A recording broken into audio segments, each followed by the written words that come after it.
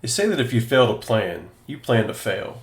But that logic will never lead you to a random campsite deep in the forests of North Carolina after a 500-mile unplanned road trip. The real adventure starts where the pavement ends and the wild begins.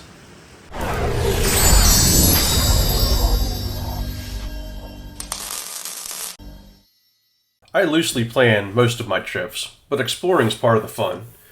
My adventures often take me down unknown paths, but this time was completely different. I'd packed some gear and some food. That was it. No plans, no destination. I wasn't completely unprepared. I'd downloaded an app called the Dyrt and paid for access to dispersed campsites. I'd drive until I decided to stop, find a spot for the night, and that would be that. A solo road trip's a different kind of challenge. It's internal. You face your thoughts. That's exactly what I wanted. It was just me, the dog, and thousands of variables. Somehow I'd end up where I was meant to be. Trips like this are journeys of discovery. All I needed was a quiet place to think and miles of open road. That first night, I found myself at a campground known as Army Camp. I'd hoped to find an empty campground. Instead, I found most sites near the river occupied. There were people here. Reviews on the app said to get there early because it filled up fast, but this was the end of November. I didn't expect company. Several cars, tents, and a couple motorhomes were already set up. I thought about leaving, but it was already dark. Under the right conditions, it would have been a great place to stay, but I was seeking solitude. I made a simple dinner over a small fire and then settled in for the night. Waking up at Army Camp was awesome, but I was fired up. I wanted to find true solitude. I packed up, left our spot cleaner than we found it, and hit the road with a new mission. I wanted my next campsite to be far away from other people. It had been dark when I arrived, and now, in the daylight, I spotted some beautiful cabins overlooking the water. Ahead, I found a shack with firewood for sale. Inside, they had some locally made jams. I must say the pawpaw butter was the best I've ever tasted, but don't get too impressed. It's also the only pawpaw butter that I've ever tried. Day 2's goal was massive. Drive through Virginia, traverse a narrow slice of Tennessee, and find a spot in the mountains of North Carolina. I just crossed into Virginia. Been on the road now for about an hour. It's kind of amazing how time flies by when you're lost in your head. I didn't want to make the same mistake as the previous night, so I decided to find my campsite early enough to detour if it didn't fit the bill. Alright, so we had some trouble finding this spot, and I'm not even sure we can make it back there. Looks like part of the road was washed out in the big floods we had back here. I don't know, was it 2 years ago now or a year ago? But the exit itself, exit 451, coming down the Waterville Road toward FS 289 was shut down, and I should have taken the previous exit. So that cost me about a 40-minute trip out of my way because there's no place to turn around back here. It's going to be interesting to see if it's open all the way down through. The amount of equipment that's on the side of this hillside up here fixing these roads is unbelievable. I didn't expect this section of the area to be as torn up as it is. It's almost as bad as when we were down in Hot Springs and all that area doing the Appalachian Trail. But I tell you what, this is significant.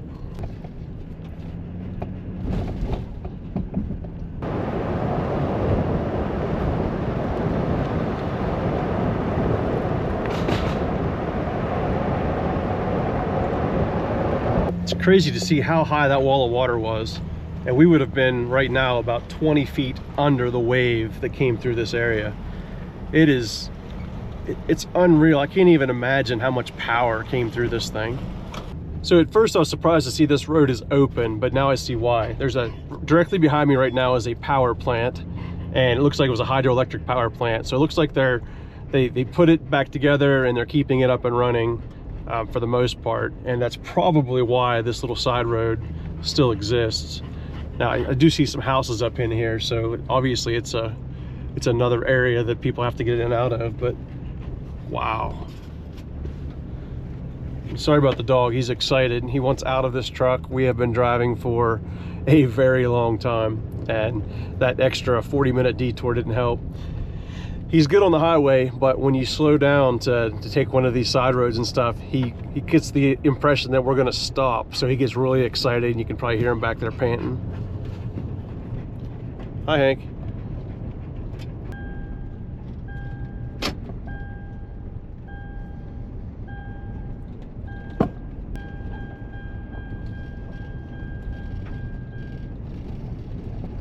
So when you get to the fork in the road, turn to the left, regardless of what your GPS tells you. I went to the right and it brought me up this, it's a road, but it appears like it hasn't been graveled in a very, very long time. And it's a muddy series of switchbacks with no place to turn this little teardrop camper around. So I ended up going almost all the way to the top of the hill before I could find a place that actually ended up being on one of the switchbacks that had a wide enough spot where I could back it in and actually get a 3-point turn out of it.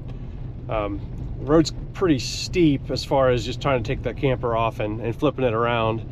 If the road were flatter, I'd have done that, but I was kind of afraid of the camper getting away from me, so that's where we are.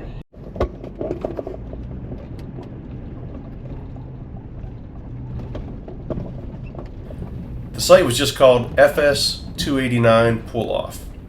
It only had 2 reviews. The first one said, 4x4 required, the road can wash out, but the spot is one of a kind. The second review was even crazier. No cell service, no people, no facilities, just you and the river. 10 out of 10. That was perfect. This was it. This was the site. The perfect spot to spend Thanksgiving, completely alone.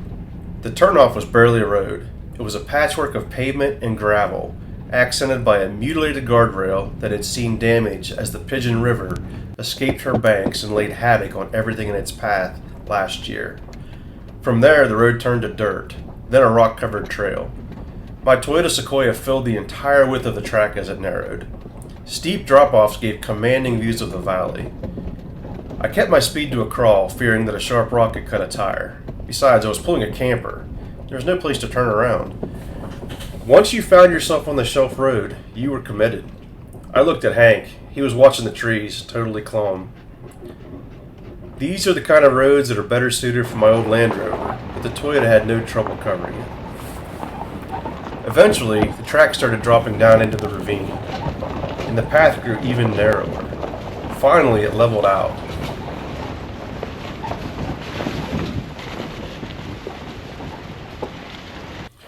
The reviews really didn't do it justice. The campsite was a tiny clearing right on the edge of a crystal clear stream. The valley walls shot straight up on both sides, boxing us in. It was like being in your own secret world. It was intimidating and beautiful, and I was completely, utterly alone. Well, except for Hank, who was already going crazy sniffing everything. It was a victory, but I never would have found the place on my own. But because of 2 strangers on an app, we were here, at the bottom of the world, in the perfect location.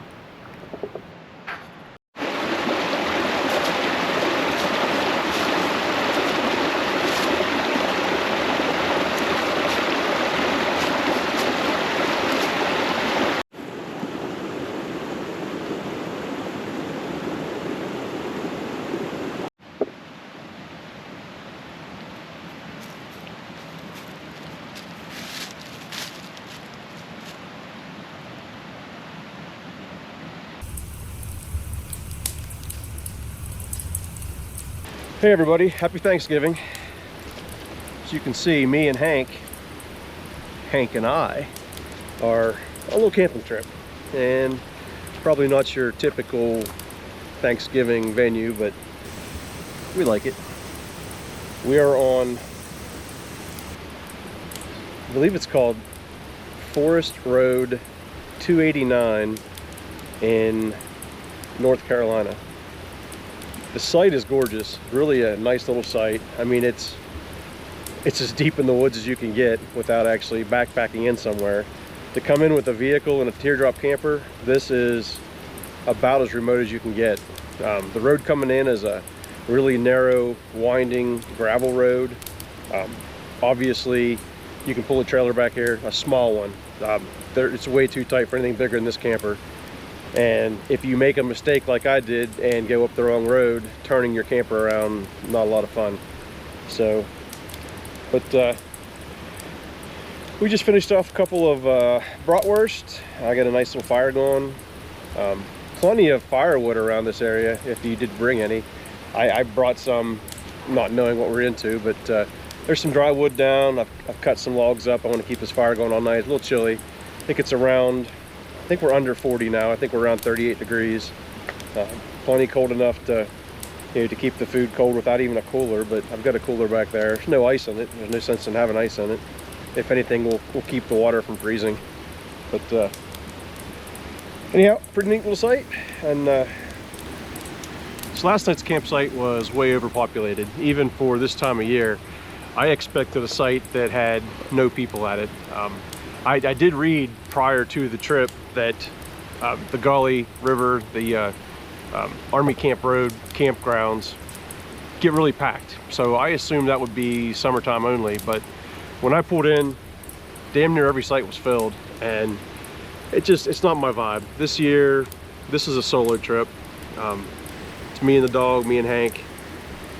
Wouldn't mind getting some hiking in, but old Hank's hips, they don't do too well. And even though I know he would do his best to keep up with me, I couldn't do that to him. So we're just kind of chilling out. He's down there drinking water out of the creek right now, loving life. He's been checking the place out ever since we got here. He is a camping dog through and through, and it's been a while since we've been on a trip like this, so very nice. Now, as far as secluded spots, you're not going to get much more secluded. There's no one around for miles.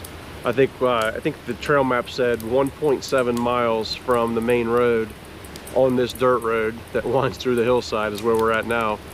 A little scary because you never know what can happen. You know what I mean? You get some idiots coming back in here, or you have a breakdown. You know, if something breaks down in your vehicle, you have some major issues. So always a concern, and it's a bigger concern when you're by yourself. So, but this is one of those trips that I just need to get away. It's going to end up being a 3, maybe a 4-day trip. I'm not sure if I'm going to do 2 days here or move on to another site, but definitely worth the drive down. It's nice up in here. I can't tell you that it was worth the 7.5 hours it took to get here. I mean, it's not that spectacular, but as far as just getting in the car and being able to get some white line therapy going and putting some miles behind me, worked out really nice. So this is a clear my head kind of trip. Probably just gonna enjoy the rest of it. I don't think I'm gonna film anything else at this site right now, so catch y'all later. As it got dark, it got cold. I opened the camper door and Hank climbed in to curl up in the warm blankets, but I couldn't allow myself to give up on a night like this.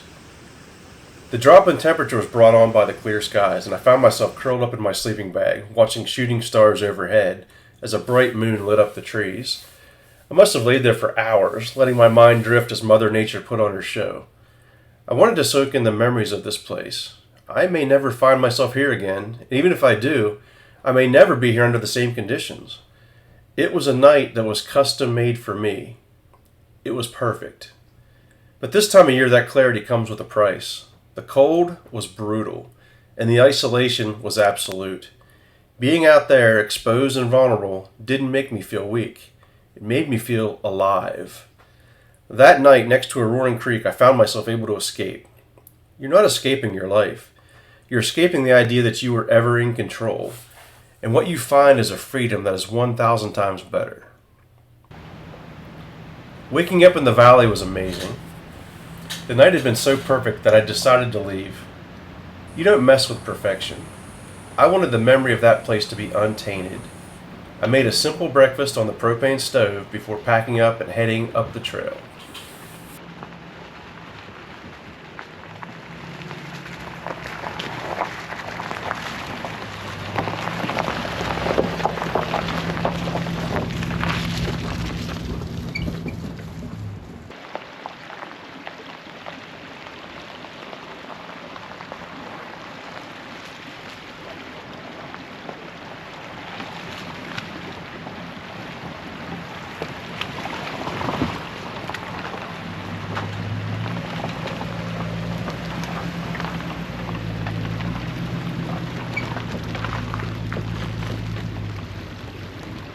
A huge cold front was moving in fast, though.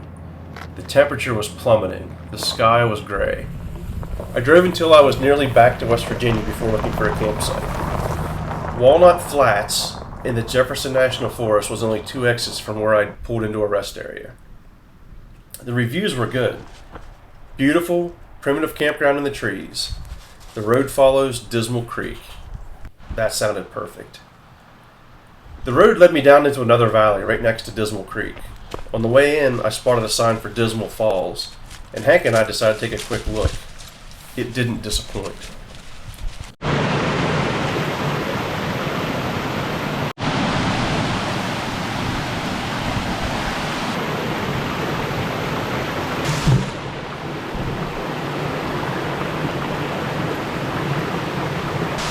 So here's Dismal Falls. I had no idea it was down this road. I've never heard of Dismal Creek, but it's one of those happy little accidents we're always talking about.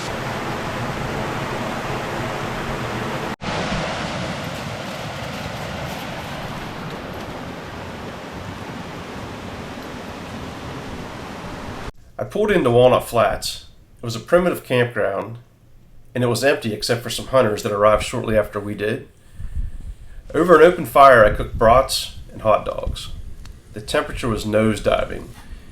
So this is Walnut Flats Campground. It's in the Jefferson National Forest.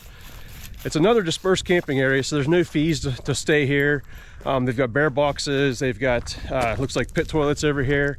But overall, the campground is just really cool and really laid out nice. When we pulled in, there was a couple guys down here in a Jeep Gladiator that were packing up, but as of right now, we've got the whole campground to ourselves. And let me show you some of these scenes. Even before the sun went down, the cold was bone chilling. When I saw Hank shivering, I made the decision to crawl into the camper and watch a DVD. That night was the coldest that I'd ever encountered in the teardrop. What was usually a comfortable interior challenged my 20-degree mummy bag, while Hank curled up against me for warmth. In Australia, it would have been known as a three-dog night, but here in Virginia, it was just the two of us. I didn't sleep much. Instead, my thoughts had a cold clarity that eclipsed the temperature. The few dreams that I managed made way for a new perspective that challenged everything that I thought I already knew. When I pushed the door open the next morning, the whole world sparkled under a layer of frost. The water bottles were frozen. Hank's water bowl was a block of ice. I started the truck, put Hank in the back, and started to pack as quickly as possible. I wished that I hadn't disconnected the camper from the truck. The cold steel of the tongue was an insult to my senses. I have to admit, the heated leather seats were a much welcome change. I left that site feeling alive and grounded. It was the reset that I'd needed. So there it is, 5 states, 3 nights, 1 car, 1 dog, and 1 app. Did I do it? Yes. I drove through Ohio, West Virginia, North Carolina, and a tiny sliver of Tennessee. But driving home now, with the heater blasting, I know the real win wasn't just checking states off the list. I started this trip wanting to give up all control and see what would happen. The Dyrt app was my guide. So what's the final verdict? Honestly, it's a game changer. The stress of a spontaneous trip is no longer an issue because finding sites was easy. In the end, the sheltered spot probably saved us from an even more dangerous night, and it turned the stress of finding a campsite into an incredible adventure.